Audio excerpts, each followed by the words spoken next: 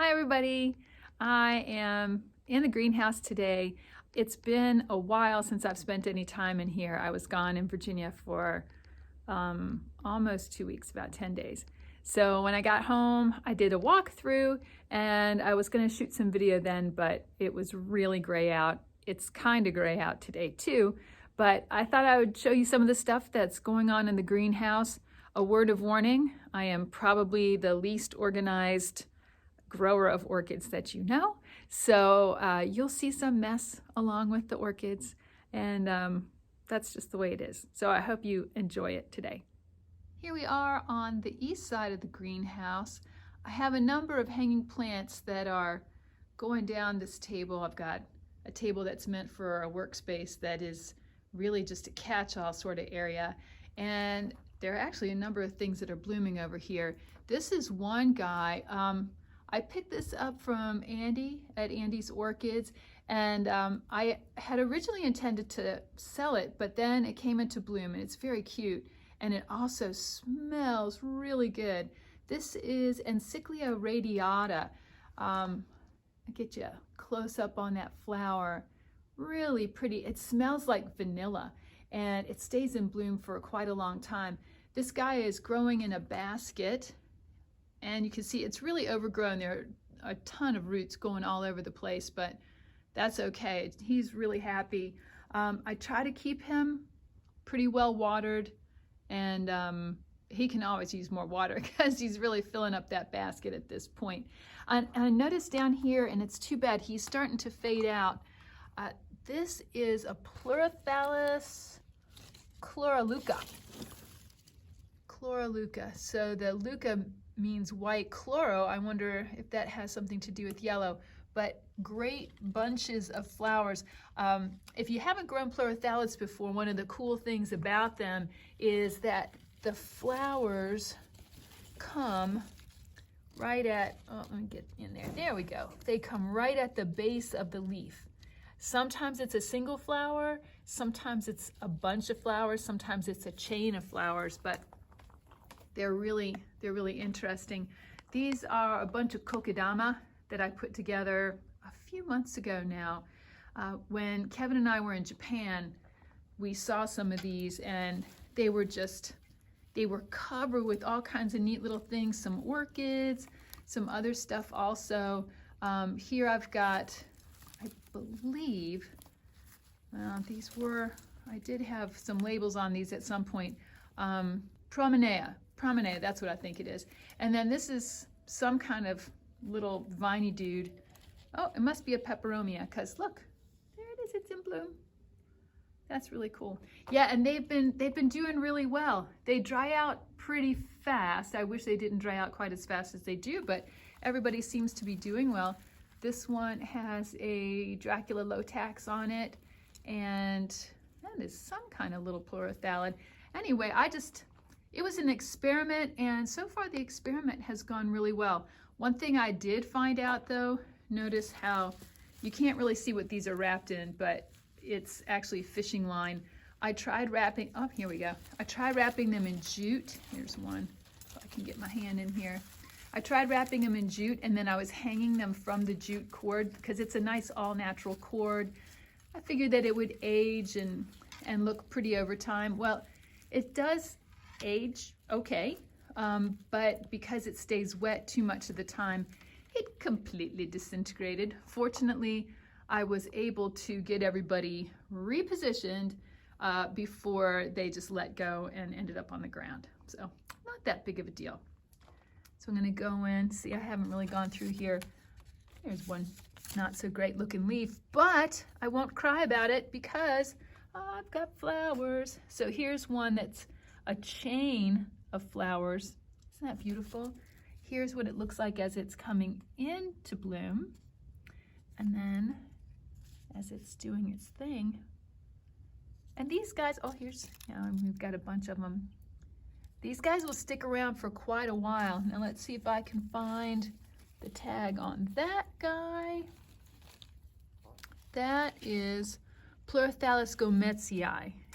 That is beautiful.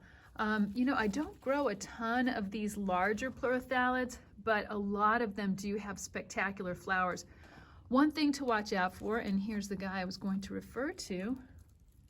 Look at that. That's another Pleurothallid. Beautiful flower on that guy. I have taken this many times to shows because these flowers do last a long time and they're very impressive. And the leaves are pretty. I mean, it's a beautiful plant. In lower humidity, those flowers will completely close up and they look terrible. And then it makes people wonder, why did she bring that? Because it doesn't look so great. Yet another Pleurothallid in bloom. Look at the beautiful shape of the leaf on that. It's got a like heart-shaped leaf, and then that lovely hooded flower. Very lovely. And then if we back up a little bit, can you see the little flowers on this Pleurothallid stricta? The red little stripy flowers are not wanting to come into focus. But yeah, that's a beautiful little guy. Bunch of Pleurothallids on this table. The nice thing is that they're blocked from the window. See, we're gonna look through. I've got some, what do you call those, shelves over there. That's what they're called. And I put a bunch of my succulents there on the east wall because I figured they can hang out there pretty nicely. There's a Laelia blooming over there. But the nice thing is that they block some of that east sun from coming in, and that gives me a perfect filtered light for all those Pleurothallids there. Oh, this is another neat one. This is Pleurothallid scurrula, little yellow flower. I don't know why those flowers remind me of mummies. I do not know why. Like a little mummy case. I'm probably crazy. Very long-lasting flowers, very easy to grow. All the Pleurothallids pretty much are easy to grow. Here is a spectacular flower. I love this. Let me get my hand behind it. Maybe you can see it a little bit better. Look at that. It's Pleurothallid phalangifera. Phalanges meaning fingers. I am imagining that is because these guys have really long projections. Their petals and sepals are very long and pointy. Beautiful color on that thing. And then, this is really funny. I was talking to someone the other day. We were talking about gongoras, and I love gongoras. They get these long chains of flowers. Look at the flower up close. See if we can get a good picture of that. They look like, see, people say ducks or geese coming in for a landing. But this is a gongora that had never bloomed for me before, and I was just saying that to someone, and of course then I noticed that it was open, which is funny. So that's a gongora. Here we've got another Pleurothallid that's blooming its little heart out. Long strings of flowers here. Even when the flowers are open, look at that, look at that. So individually, flowers are not much to talk about, but then when you see them as a big group, it's such an impressive display. These guys actually are quite pungent, and I think I won't put a descriptor on it. This is a little baby, a little keiki off of Pleurothallid paleolata, which is a great one. And even though this guy is very small, not a big plant right now, he's blooming. I love that. I actually just sent one to a girlfriend of mine, and I think it was 2 leaves, and it was blooming. Gotta love that. Now we come to the neotables, the Neophonetia falcata, otherwise known as wind orchids, also known as samurai orchids. Yeah, I have a lot. This is not blooming season for these guys, but as you know, if you've heard my talk on the Japanese orchids, that is not why people collect the Japanese orchids. We collect them for their beautiful and unusual leaves. So this is a beautiful striped variety. Another striped guy. Oh, beautiful. Here's some Gojo Fukuren, very popular variety. My favorite group of the Neos, though, has to be the bean leaves. I mean, most people would go for these Shima stripe varieties, the ones that have the lengthwise stripes. There are also tiger stripes. I'll show you those in just a sec. Oh, although I have to say, when they have that really strong striping like that, this is Hakuo Fukuren, just amazingly beautiful. But it's the guys like this. This is Junihito. And yes, it's true. I did not do him up in proper Japanese style. He's in moss. I love moss. But yeah, I just put him in here so that his roots would be happy.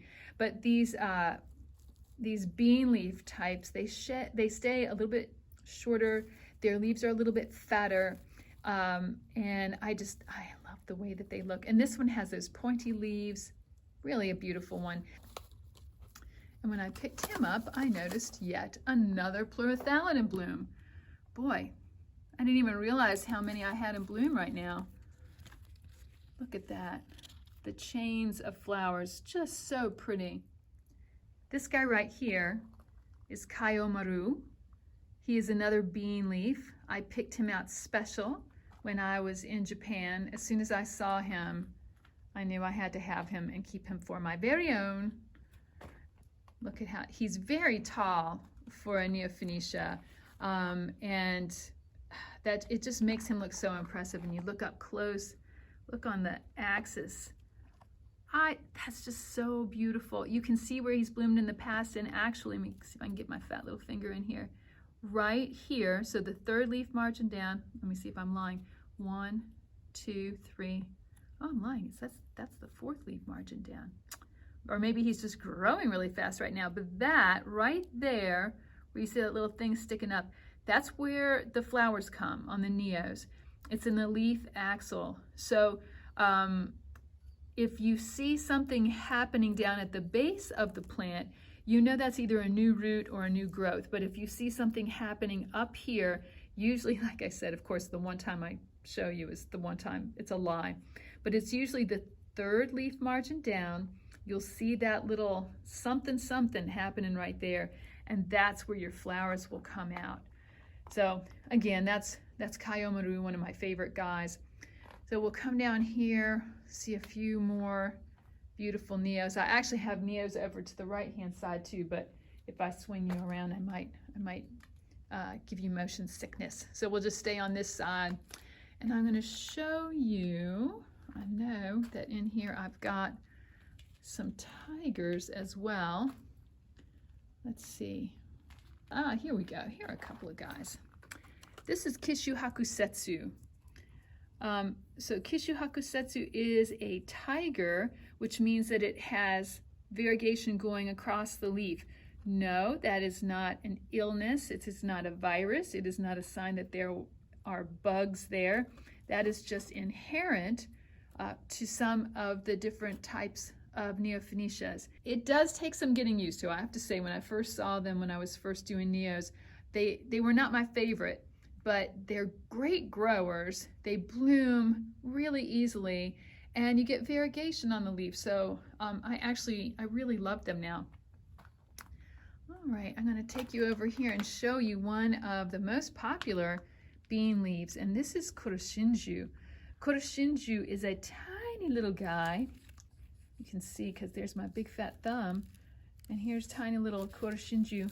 He has short roots, he has short leaves, he has short stature. This guy will never outgrow your windowsill. Love these guys. Very cute. They don't bloom a whole lot, I have to say, but I don't care. They're really beautiful little plants. Some more of my guys. Now, oh, this is Nishijimiyako. That's a really popular variety of striped guy. He also does a thing called morphing, where every once in a while it'll produce a baby at its base. Let me see how this guy looks. It'll produce a baby at the base that is not the same as the mama plant. These guys all look like they're going to be like mama. They don't have the strength of her striping yet, but they will develop that in time. Yeah, so every once in a while, Nishijimiyako will make a baby that it does not look like her, and it's always a more highly desirable variety. There's some more beautiful guys. All right, we're going to go around the pole. That's the water that comes off of our roof and into our 21 50-gallon food grade barrels where we collect all of our rainwater. Now, I am hesitant to take you on this side, but I'm going to. This is where the Cattleyas live. And so this faces the east side. So it gets pretty good light. We have 2 propane heaters in the greenhouse. One of them points down Cattleya alley over here. The other one points down the Dendrobium alley, which is on the west side of the greenhouse. That means that these are the 2 driest, hottest places in the greenhouse, and the Cattleyas and Dendrobiums can take it. That said, the Cattleyas are probably the most abused of all of my plants because I like Cattleyas, I just don't love Cattleyas, and so Cattleyas, I'm sorry, I'm going to be better to you. I really am. Oh, here's an errant Dendrobium. He decided to bloom early, but there's just one bloom hanging on. Beautiful though, I do love, Dendrobiums are my favorite, I have to admit. Got some Vandas hanging on over here. They look pretty good. So I have a bunch of Fred Clark Cattleyas that I picked up in March of 2020. I believe we all remember March 2020 and what happened then. I was going to Chicago. And then I didn't get to go to Chicago because of a little something called COVID. And so I have a bunch of those things still left behind. Now there are a bunch of babies that I just mounted. I got some flasks in from Louisiana Orchid Connection. They have great baby plants. And so I mounted a bunch of stuff. And yeah, so they're just getting settled in. And then they'll be listed. Oh, I got to show you. So over here, I have a couple of shelves. You saw them a little while ago when we were looking through the Pleurothallids. So this is the east wall. I put a bunch of my succulents over here that I plan to leave there permanently, I hope. I need to get this, there's still shade cloth up over here. I asked one of my children to take it down and that's why it's still up. But this guy just started to bloom. Look at that. Okay, that makes me like Cattleyas. This is BC Maikai, and the variety is Louise. I love spots. I don't think that could be prettier. That's spectacular. And I've got some baby Cattleyas over here. They're actually doing really well. And then some more Neos. I've got, yeah, you can tell I'm super organized. Again, not my strong suit, but everybody's got their strengths and weaknesses. Now Laelias, I have no business having them. There's nothing small about these big old Laelias, but they like me, and I find it hard to get rid of things that like me. So now we're seeing some of these pleuros from the other side. You saw this guy earlier, that was Pleurothallid scurrula. Okay, so we're gonna pause, and then we'll come back on another part of the greenhouse. And now we're in the middle of the greenhouse. This area maintains the highest humidity because it's the furthest away from the 2 propane heaters. And because it's in the middle, it doesn't get the east or west light. It just gets light from overhead, and there's a lot of sun blockage going on there. This is my prize Gongora. This is Gongora fulva. Not only is it beyond gorgeous, it smells so good. I can't tell you. It took a while for him to reach maturity. I'll show you the plant, okay? So you can see multiple spikes coming out of it. I got a fresh spike coming out. This is the plant. It's in a basket. I'd say that's a 6-inch basket. I don't even know if there's any media left in there. I mean, he's really jammed in. I picked this up from Equigenera in 2000, I'm gonna say 15, at a show. Because somebody told me about Gongoras for the first time, and I said I got to try one. So I got one from Ivan Portilla from Equigenera, and oh my gosh, I just fell in love with it. So now that he's fully established in that basket, he blooms multiple times a year. I believe that this is the 3rd time he's bloomed in about 3 months. Now each individual spike, and you can see the spikes are pretty long here. Each spike probably lasts, oh, maybe a week or so not super long, but then they make spike and then another spike and another spike. So I just love them, love them. And oh, I panned over some Bulbophyllums earlier. These are some nice mini bulbos. I love these. I mean, look at the shape of the bulbs. I just think that those are so cool. Bulbos are very easy to grow, and they're tolerant of abuse. They like to be moist, but I mean, you can see these right now. Look up close. Does that moss look moist to you? No. So they'll really take some drying out, even though they would prefer to be moist all the time. And look, he's gonna bloom. Yay. I have lots of bulbos right now. That was an acquired thing for me too. And the nice thing is that there are so many different kinds. So that's kind of cool. All right, who else do we have over here? Well, I'm gonna pan down here a little bit. This is the bulbo table. This is nothing but bulbos of different kinds. Some bigger ones, some smaller ones. Oh, I can see I already lied because that's not a bulbophyllum. But okay, it's mostly bulbophyllums. Ah, here we go. Here's a guy that if you know bulbos, you probably know his name. I'm going to swing around here for you. Do you know who that is? That is Bulbophyllum ambrosia. So usually the first thing people ask me when they're buying a bulbo is it going to stink? And the answer is usually no. But this one not only doesn't stink, but he actually smells kinda good. To me, it smells a little bit like baby powder, but maybe baby powder that was on the baby just a little bit too long. You know, not long enough to smell bad, but long enough to know that it's not going to smell good for much longer. So that's Bulbophyllum ambrosia. There are some very stinky ones, very stinky bulbos, it's true, but usually it's not enough to stink up your room unless, oh, there are a couple of exceptions, but usually they just, you know that they're really stinky because you stick your nose in them and you're like, well, guess what? That smells really bad. I want to bring you down, down, down, hanging off of the side of the bulbo table. I have some Scaphosepalums. And Scaphosepalum is one of those genera that people do not pay enough attention to. This guy is in bloom for, what, year or two at a time? There's nothing wrong with that. There's successive bloomers. Oh, in fact, you can see those two blooms that are in the picture right now. Those are both on the same spike, it looks like. Does it? Is that true? No, it's a lie. That's a lie. It's two separate spikes. Oh, now that is two flowers on that one. One is failing and one looks spectacular. I'm sorry, he doesn't really want to focus all the way. There we go. Look at that. That's just cool. Okay, but look how many flowers it's been through so far.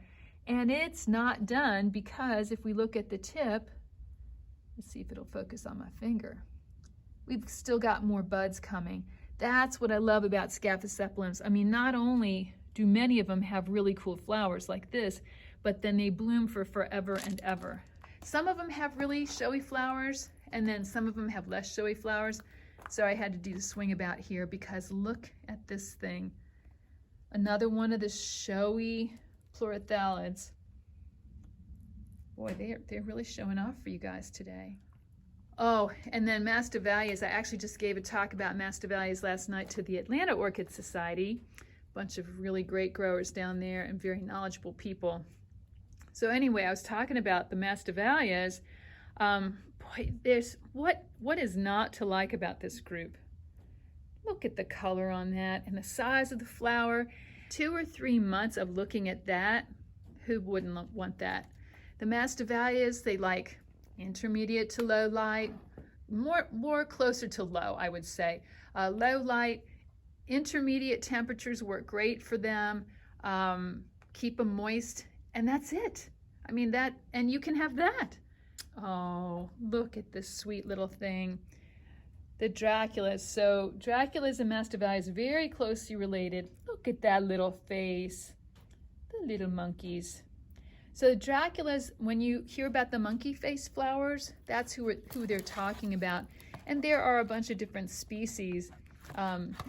Again, I was talking about them last night, and I tell people there are up monkeys. Those are monkeys that bloom out of the top of the plant.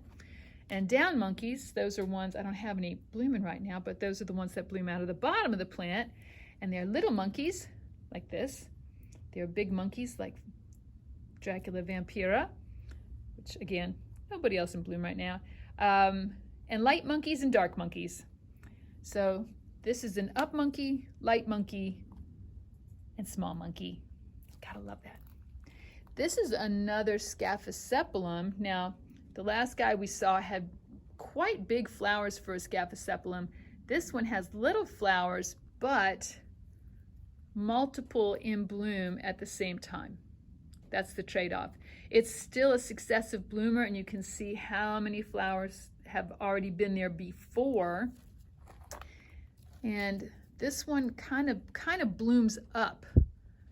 All of these flower spikes are on one plant, just so you know. Multiple flower spikes on the same plant. They're quite showy. Here's another one. This is Scaphosepalum decorum. Whoop. Does not want to focus. There we go. That's the bud. Okay, and then I think I've got one over here. Another flower spike on another plant this time. And that is the flower open. Neat looking guy. And these are very, you can see, I'm going to back up. Look how high up those are. So it's really a showy display. The sun is coming out. Hey, all right, and here is yet another one. See, like I told you, the Scaphosepalums, they'll bloom for years at a time. So, I mean, if we came back here in a month, they'd still be in bloom. If we came back in 6 months, still in bloom. This one is Scaphosepalum breve. There's a brown version and a yellow version of breve. This is the yellow version. Beautiful little guy. And look, just down and to the right. This is Schonorchis. Oh, my brain just went dead. Which one is it? Gemata. Yeah. Look how beautiful and delicate. This, I'm trying to get it to focus. I'll put my hand back there again. This is a Poroglossum. The Poroglossums are also in the Pleurothallid alliance. I am honestly stunned at how long this guy has been in bloom.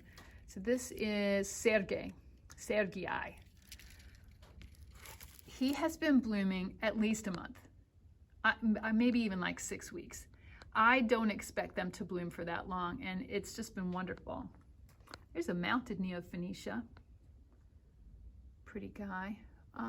Bunch more bulbos in here. Oh, and I did see, this is Epidendrum porpax or Dyneema porpax. It's a great viney variety of orchid, and that's the flower. It's not super showy, but it is pretty and it's long lasting. These guys also have been in bloom for at least a month. It's great for covering mounts. You can grow it in a pot, you can grow it on a mount. It's just really easy to grow, and it makes you feel very accomplished because it grows so fast. Here's a cute little guy. Again, get my reacher in there. This is Leptodes bonkiana. It's like a tiny version of Leptodes bicolor. I'm reaching you up there. I love this guy. He also blooms 2 or 3 times a year. The flowers are not big, but they're very cute. And the plants are super easy to grow. I've got these growing in what I would consider definitely moderate to low light, and they're doing great. I mean, they're growing right next to my bulbos, so you can tell they're not growing super bright. Okay, anybody else to see in here? I love these guys. This is another plant that I picked up from Equigenera. This is Dryadella cristata, and it will get tiny little flowers in there. But the plant, even when it's not in bloom, it's just a beautiful little ball of happiness. Oh, here's somebody getting ready to pop. I think that's Sigmatistalix. I think that name has changed, but that's okay. Another little ball of happiness. This is Specklinia grobii. I saw a bunch of people with these when I was visiting in Hawaii, and they made this look shamefully small.